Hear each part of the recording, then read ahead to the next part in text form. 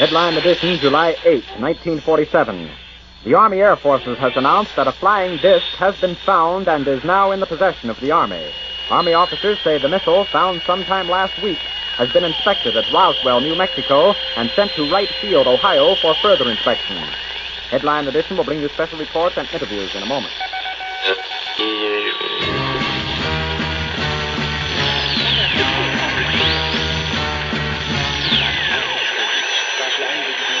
Reprendre votre thérapie, d'aller en partie.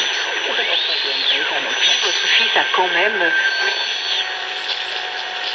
Should be consumers.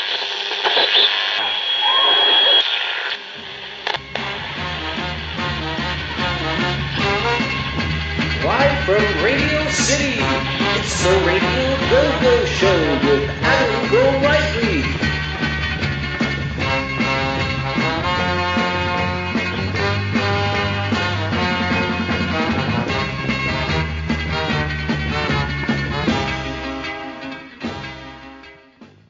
Hello again, Adam Go-Rightly here with episode 3 of Radio GoGo.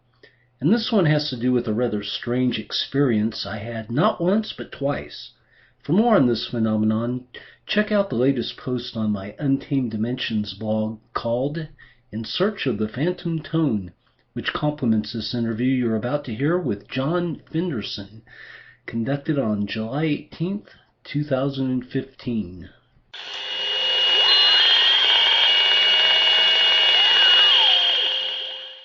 What was your first experience with this phenomena? Oh, well, that would be in the lab, actually. We're talking about the missing fundamental phenomena. Mm-hmm. Yeah. So that would be when I worked in the neuroscience lab. I was at the University of Oregon. So you never had the experience prior to that? No, I never noticed it on my own. Although once you key into what it's like, then you do start to notice it on your own. And so I learned. But originally it was with designed sounds that were intentionally induced the effect. So the study you were involved in was 1992, you said?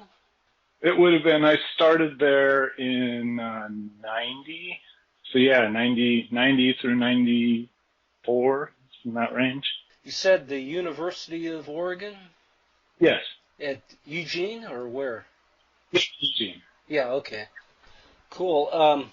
So who was sponsoring that study? Well, I worked under my principal investigator was Terry Takahashi, and he primarily worked with how barn owls can localize sound sources was his primary field of study. Were any papers published from that? Oh, quite a bit. Yeah. He's kind of a bigwig in this particular area. So I can get online and maybe track down some of I'm this quite stuff? sure. My name's even on one or two of them. Okay. So the thing that reminded me of this, I was reading a book recently, Graham Nash's Wild Tales. And, right. And I love it. Okay. And there was a quote there, and I'll read it to you. It's just real brief. On a couple of occasions, we've listened to playback of us singing together, and that's him and David Crosby. We looked at each other and gone, who the fuck is singing that third voice? When we isolate our voices, there is no third part. Together, the air and wave generation of our voices create a ghost harmonic, a third harmony that is only sometimes evident when we sing duet. And so when I read that, I flashed on a couple experiences I had. One was in the late 70s, like I said, and I was on LSD with some friends of mine who were in a band. Everybody was on acid, the band and whatever, and I heard that above everything. It seemed like the blending, the instruments created this synthesis of that tone or whatever you want to call it over everything. That was the first time I heard it. Then 2005, I was in Mongolia and heard the throat singers, and quite evident once again, much different than the experience on acid, but it was like, wow. And on each of those occasions, like when we were doing the acid, whatever, I tried to explain it during a break, and nobody got it because probably nobody was hearing it, so I just let it go. And same thing, my wife was with me, and I said, "Do you hear the dub?" She, obviously didn't hear it, but I hear it say. In fact, I think you said that's something the tooth and throat singers intentionally do. That's right. That's right. Well aware of this. And in fact, in a more modern, our culture sense, earphone manufacturers some of the high-end ones are doing it intentionally as well to expand the frequency response of their earphones. Yeah, okay, I've read that. So yeah, interesting. Well, you said that in the lab you created these sounds? Right. And what did you use to create the sounds? Well, he had some, when I first started working there, he had some that had been created for him by someone. I don't know where they came from. Mm-hmm. But so when I showed up, I had to write the software to do it. And so it was entirely of my creation for the wholly artificial sound. And we would also record real-life sounds and modify them to have the same effect. In the context of his research, it was about trying to trick the owl's brain to make it think the sounds are coming from a different direction than they actually were. Trying to trick an owl? Yes. Okay, that's interesting. Well, we worked with barn owls because they have extremely unusual auditory systems. So that's why that in particular, they're amazing. They can from 1,000 feet in the air with no sight whatsoever, they can target and snatch a mouse in the grass underneath them without a problem at all. It sounds similar to bats. Very similar. Bats. Yeah. He didn't work with bats. He works with a researcher in California that did, which is one of the reasons I went to California a lot. So you were trying to trick the owl to do what?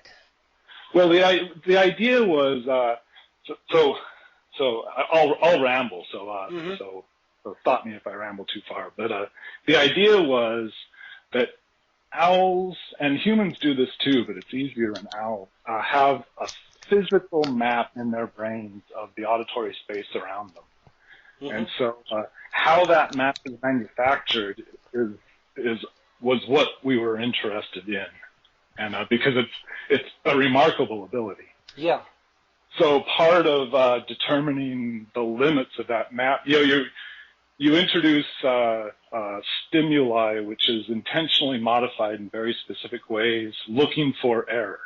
And the nature of the error gives you clues as to what's going on. This is the fundamental idea. That's some pretty deep stuff. Oh yeah, and I need to remind you, I'm not a biologist, so this is. But I didn't understand about half of what went on in the lab. So this happens in a particular part of the brain? Yes, it's interesting. You can literally record the neural firings in this part of the brain and basically print out the map. Mm-hmm. And it's really quite literal. It's fascinating. Wow. Weird. So how do drugs influence the experience?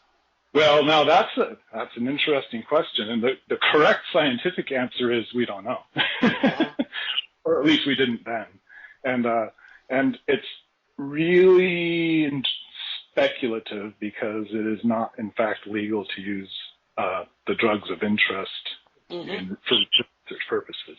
So really kind of guessing. What are the drugs of interest? Well, primarily hallucinogens. Yeah, I would think. Yeah, like LSD is a great one, and I suspect DMT does this in a rather big time way, but I don't know. But LSD obviously, and who knows why? Well, I my theory is because the best way to describe it is like what we know about how the brain works, which is almost nothing. But what we do know is ideation and thought progression are not localized phenomena. They're like it's more like the ringing of a bell. It's the patterns of neural firings across the entire brain that is our thoughts.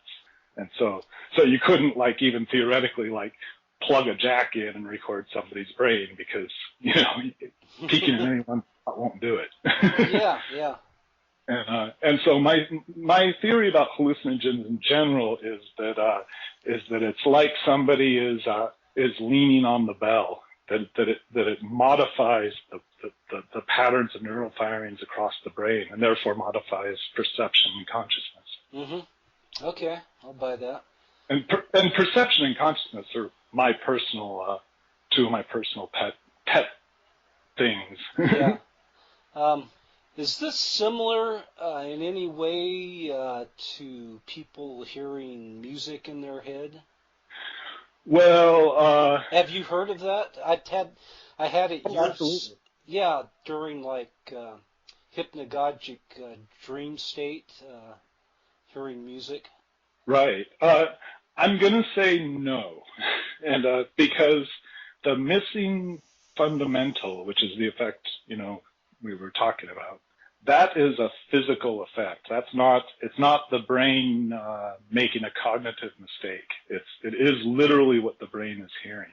Okay. When you are hearing music that isn't there or voices that aren't there, that's more of a cognitive error. If it's in fact an error, but that's a different. but when it happened to me one time, I didn't feel like it was an error. It was the most awesome music I'd ever heard. Oh, right. I'm familiar with the experience personally. Yeah, cool. I'm hard pressed to explain it. Yeah. But I'm with you. I lean away from saying that it's something messing up in the brain and more towards something else. That perhaps it's a perception of something real being interpreted by my brain as best I can. But the whole cosmic song, you know. Yeah. And really, nature, in the grand scheme of things, nature conserves processes that you know, it has as few of them as possible and just repeats them. And one of the things that you notice is that everything is kind of made of music. Everything boils down to vibrations. You know, even at the very lowest level, you know, if you go with string theory, that is nothing but vibration. And so you know, the idea of a kind of a grand music that we can tune into makes a certain sense in that view. And the music of the spheres, they call it. Exactly.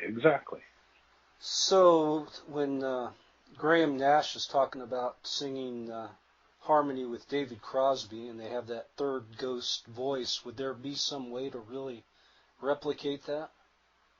Yes.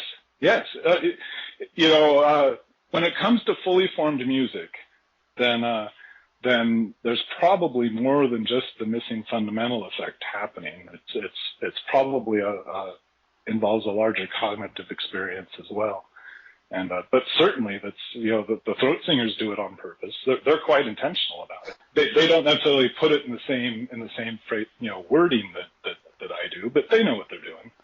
And, have they ever really admitted it or explained it at all? Oh yeah. If you have them teach, you know, you can have them teach you how to do it, and it's quite clear what they're doing. Interesting. But throat singing, as with any musical form, you know, to excel at it is a lot of work. Yeah. You really have to experience it firsthand. It's not the same listening to it over, you know, just recordings of it, I found. Yeah, I have never had the pleasure of hearing it in person. It's always been recording. Oh, it's a mind blower. I bet it is. Well, this is pretty fascinating. So, what happens, like in the instance of Crosby and Nash singing together? They're singing their harmonies, and they're basically their brains filling in that third harmony. It's what's missing. That's right. When I can't sing to produce the effect. Right. But I imagine that you feel when it's right, that you ease into it. That you're not thinking, oh, I need to go, a half an octave lower or something like that. That you just, it becomes instinctive. It's a body function. This is how I imagine it goes. How would they replicate it though? Practice. I mean, you know when you create the effect, and so like with the throat singing, when I've read about. Okay, I got you. Yeah. You know when you've done it at all, so it gives you it points you on the path. So you could well, that's what my question. It's basically you can perform before an audience, and the audience will hear it. At least some of the audience may hear it, but it couldn't be recorded. Well, it can be recorded, and in the sense that when you listen to the recording, the effect will still happen. If you look at a waveform of the recording, the frequency won't be there. Yeah. But when you listen to it, it will. Okay, I got you. You'd have to listen to it. It'd have to be a good quality recording through good audio equipment, I'd imagine. At least that's what if you're going to be able to hear it in a recording. Yeah, that would depend on really more on what pitch it's at than anything else. Like lower pitched ones, you can get away with crappier audio equipment for those. Mm-hmm. The higher pitched ones, because the relationships, are partials of wavelengths. So when those wavelengths get short, then frequency response starts to become a serious issue. Yeah, this is where it gets a little difficult for me talking about these waveforms and stuff, but I understand the basic concept and it makes sense now. Well, in essence, do you know what the Nyquist frequency is? No. How do you spell that? Nyquist. So okay. What that is the minimum sampling rate that you can use to represent a given frequency. And so let's say you're sampling at 10,000 hertz. Then in order to represent a single sine wave, you would have to have 2 points. So the Nyquist frequency is half that. So the highest tone you could do would be 5,000 hertz. Mm-hmm. But the issue is that if you actually go to 5,000 hertz, what you have is not a sine wave, it's a triangle wave. If you want to maintain the wave shape, then your maximum upper end frequency is much lower. And so you want to stay away from the Nyquist frequency. Okay. Anyway, that becomes if you're causing the missing fundamental effect, that becomes very, very important because it's trickier to do with triangle waves. So you want to be round. Okay, I'll have to digest that a little bit. That gets pretty deep once again. Oh, sorry. Oh no, I need. That's what I wanted to get from you, but it's just going through some of the material related to all of this. It's. It's a huge topic. Yeah, it's pretty deep, and just going to the Wikipedia page, I was like the first paragraph I had to read over several times just to start to grasp what they're trying to say. And I can imagine how some of the scientific papers are. Oh yeah, I made a joke about it in one of my essays on Synclinesia, talking about basically talking about how to do really complicated things in a way that's really simple. But I pointed out this whole thing with audio is that the mathematics become ball busting really fast. Yeah, crazy stuff. Yeah, the whole thing's fascinating. I really, working in the lab was a serious privilege. I really miss it to this day. I mean, it was forever ago, but yeah. I still think. I thought I'd stumbled across something new, but there's a lot of literature out there about all of this dating back to the 50s, I guess. Oh yeah, I've found about these sorts of things, the really tricky part is when you have a subjective experience, especially one that takes place in your head. Very often, what you've experienced has a lot of research behind it, but connecting up between what you experienced and what the language that the research talks it can be really hard. And so, it can go completely unnoticed.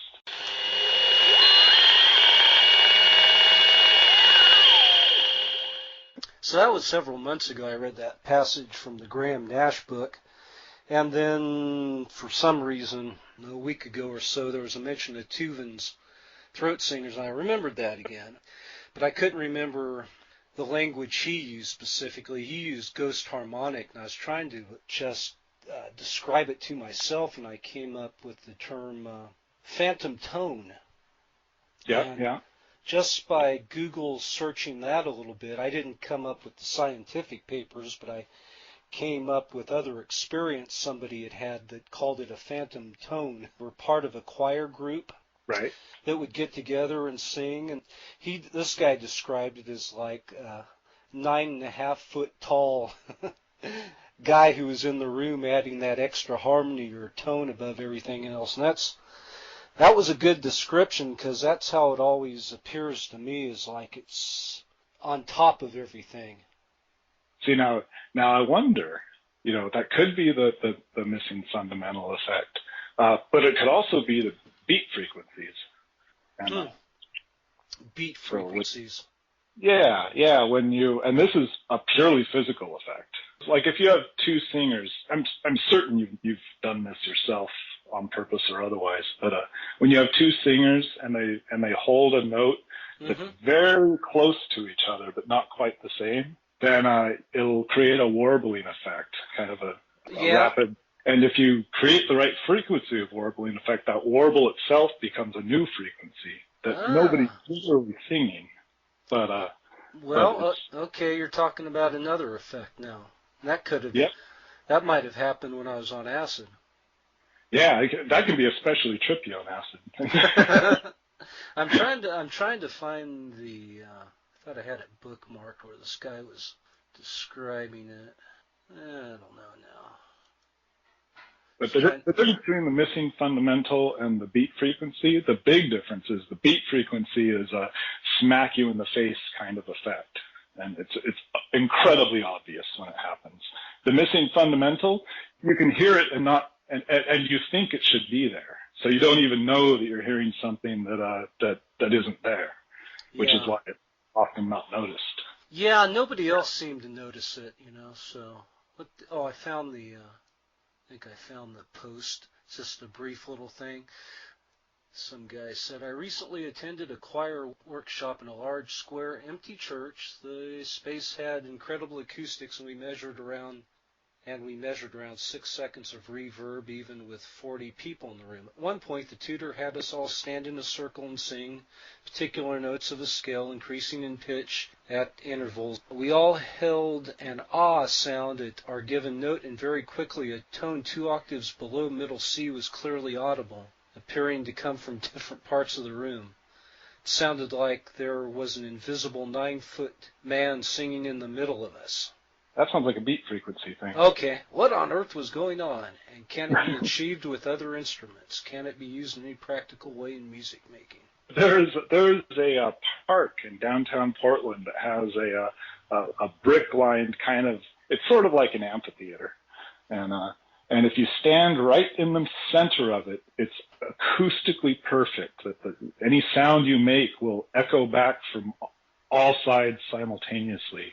And you can easily generate that exact effect when you're standing there. I used to do it when I was in high school all the time because it was fun. Okay. I'll check it out the next time I'm there.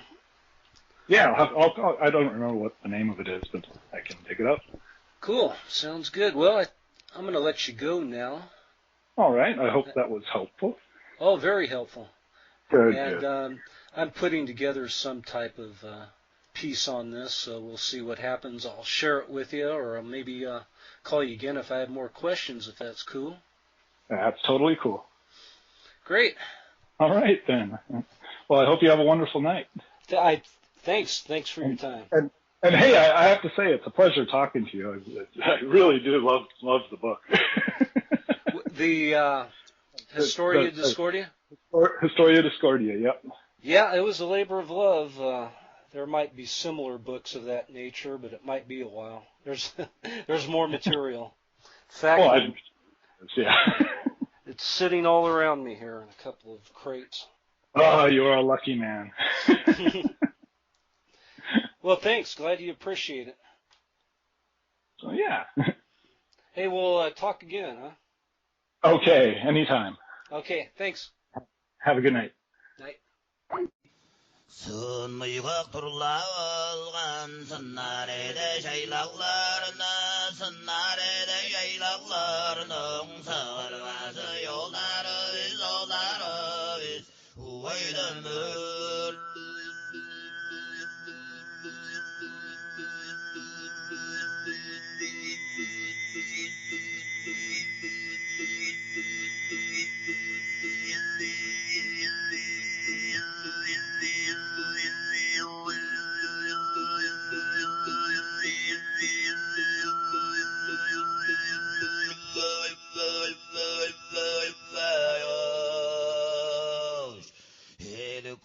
술라월간 예슴마다 샤일락라르나 예슴마다 샤일락라르나 홍에디스키지 요나르비스 요나르비스 후웨이던물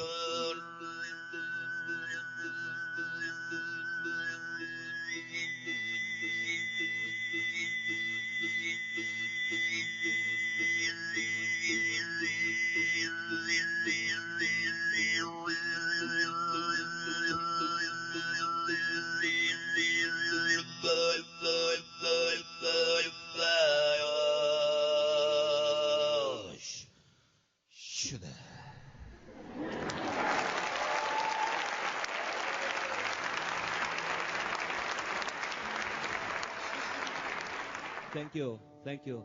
Next song about Two Sister River. Qo'sha iplar torg'al.